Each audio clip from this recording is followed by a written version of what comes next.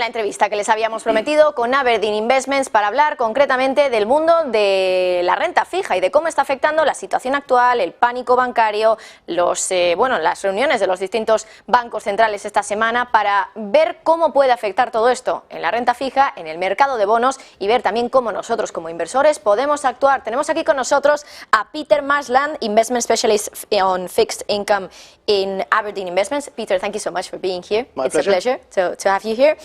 First of all, I wanted to ask you about the bond prices in the treasury market that have surged the last few days after the panic that we've seen around the banking system. Do you believe it is time now to invest in bonds?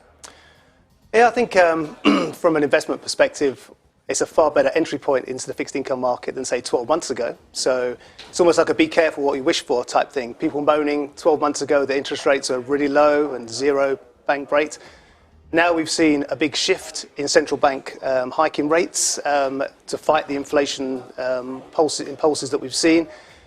And it's sort of, I suppose, reset fixed income markets to, we think, attractive levels. So from an investment perspective, you're actually getting a relatively good return now in fixed income, we believe. A lot better than 12 months ago anyway. Mm-hmm. Today, for example, we have the decision of the ECB, the European Central Bank. Next week, we have the Federal Reserve. How do you think these decisions can impact on the bond market? For example, do you believe that we will see something kind of similar to the pivot, or something that maybe in a few months' time we will have the pivot of the Federal Reserve and the ECB? Yeah, I mean, I think market sentiment was definitely towards central banks being very much in hawkish mode for the next couple of quarters at least, until they get inflation really under control.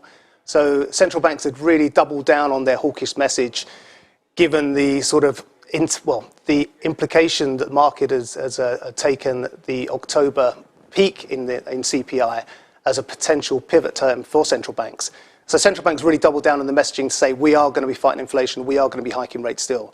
Recent events with SVB and Credit Suisse have maybe altered the path of interest rate hikes going forward for the next couple of meetings. ECB was supposed to be hiking at least 50 today and 50 for the next meeting. Could well be 25 today and then potentially a pause. And by the end of the year, the markets are predicting that central banks will be cutting rates. So we might not have seen the end of the hiking cycle, but we're probably going to see maybe a lower peak in the hiking cycle and potentially a quicker turn to cutting. Mm-hmm. With this current situation, Peter, do you believe that right now we should invest in treasuries or maybe in corporate bonds? I think given that corporate bonds spreads have widened in recent days, we thought in investment grade corporate bonds offered you some return, some attractive return. We thought you were going to be compensated for the risk you were taking, but being selective in what you choose is very important. So I would think investing in corporate bonds gives you that additional return. So in our view, that would be the place to invest, being mindful of exactly how much duration sensitivity you exposed yourself to. So that's something to also bear in mind. But corporate bonds over treasuries, yes. In our view. The place to invest, you said, is corporate bonds, but which sectors? Sector-wise, I think given that we are potentially facing some kind of economic slowdown, particularly in the US, we're forecasting a US recession by the end of this year, maybe just a general slowdown in Europe, maybe going for those industry sectors that have some kind of pricing power, maybe less exposed to the discretionary consumer. So things like healthcare, telecoms would be the places we think where, especially in telecoms, where you can say, you can actually pass on some of the input prices onto customers, onto consumers. So there's a bit more sort of pricing power with that particular sector.